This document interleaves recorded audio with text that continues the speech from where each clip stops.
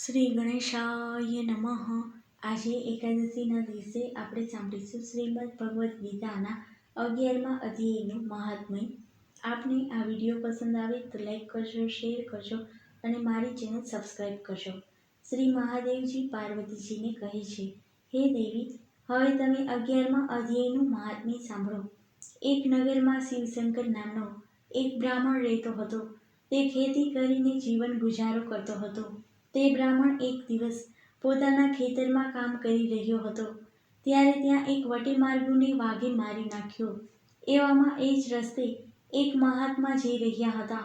તેમણે પેલા વટેમાર્ગુને મરણ પામેલો જોઈ પેલા બ્રાહ્મણને કહ્યું, તે આ માણસને કેમ ન બચાવ્યો?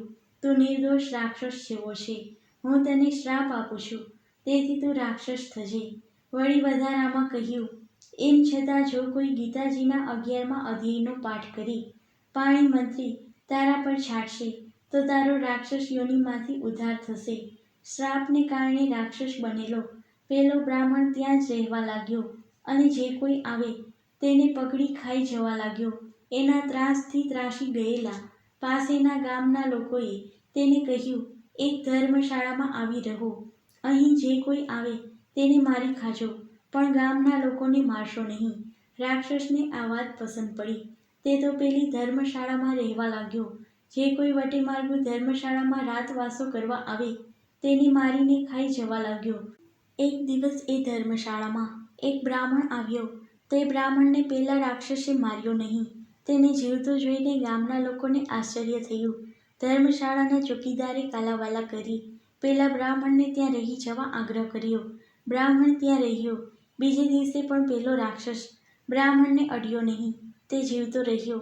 ત્રીજી રાત્રે ચોકીદારના છોકરાનો એક મિત્ર તે ધર્મશાળામાં ઉતર્યો. તેને બચાવવા ચોકીદારનો છોકરો ગયો. રાક્ષસે તે બંનેને મારી નાખ્યા. બીજે દિવસે સવારે ચોકીદારે પોતાના પુત્રને મરેલો જોઈ પોતાના દીકરાને બચાવવા હાથ જોડી રાક્ષસને કાલાવાલા કરવા લાગ્યો.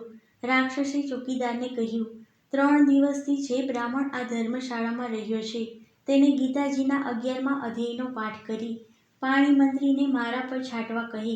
આમ થતાં બધા જ મરેલા જીવતા થશે. ચોકીદારે એ પ્રમાણે કરવા પેલા બ્રાહ્મણને વિનંતી કરી. બ્રાહ્મણે ચોકીદારના કહેવા પ્રમાણે કર્યું. એટલે રાક્ષસ તેની રાક્ષસ યોનિમાંથી મુક્ત થયો અને જેઓને એ ખાઈ ગયો હતો તે બધા વિમાનમાં બેસી વૈકુંઠ લોક જવા લાગ્યા. ચોકીદાર પોતાના પુત્રને વૈકુંઠ તરફ જતો અટકાવવા લાગ્યા. ત્યાં પુત્રે કહ્યું, બાપુ, સંસારમાં પુત્રનો સંબંધ અવિચળ નથી.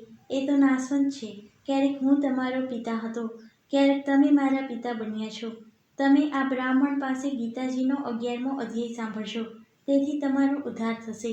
પાછળથી ચોકીદાર પણ ગીતાજીના 11મા અધ્યાયનો પાઠ સાંભળી વૈકુંઠ લોકને પામ્યા.